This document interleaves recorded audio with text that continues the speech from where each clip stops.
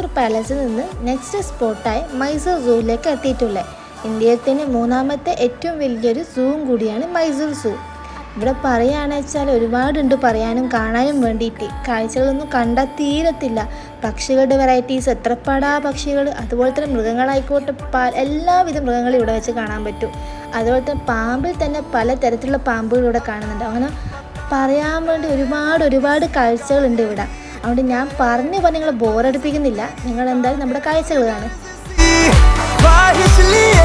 ആദ്യമായിട്ടാട്ടോ ഈ പുലിനെയൊക്കെ നേരിട്ട് കാണുന്നത്. നമ്മൾ അവിടെ എത്താറായതന്നെ ഉച്ച സമയത്താണ്. അതുകൊണ്ട് തന്നെ ഇതൊക്കെ നല്ല ഉറക്കത്തിലാണ് ഉണ്ടായത്.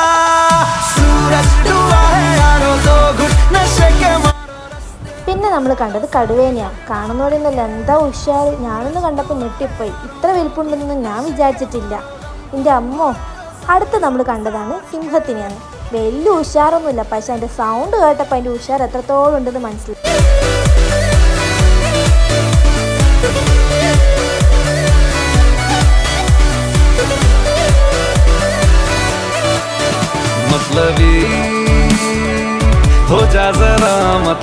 ഇവിടെ ഇനി ഒരുപാട് കാഴ്ചകൾ കാണാനുണ്ട്. കണ്ടില്ലേ നിങ്ങൾ ഗൊറില്ല മാത്രമല്ല, ഇവിടെ ചിമ്പാൻസി ഉണ്ട്, ഒറാങ്കൂട്ടനുണ്ട്. അങ്ങനെ ഒരുപാട് പലതരത്തിലുള്ള മൃഗങ്ങളാണ് ഇവിടെ ഉള്ളത്.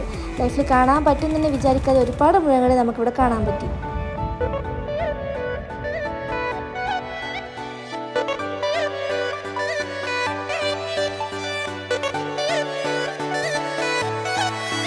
मतलबी हो जा जरा मतलबी, दुनिया की सुनता है क्यों, खुद की भी सुन ले कभी। मतलबी हो जा जरा मतलबी, दुनिया की सुनता है क्यों, खुद की भी सुन ले कभी।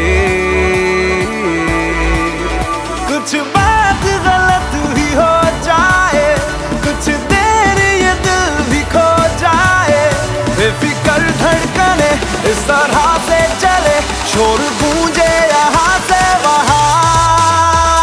सूरज डूबा है यारो, दो घुट नशे के मारो, रास्ते भुला दो सारे घर बार के। सूरज डूबा है यारो, दो घुट नशे के मारो, गम तुम भुला दो सारे संसार के।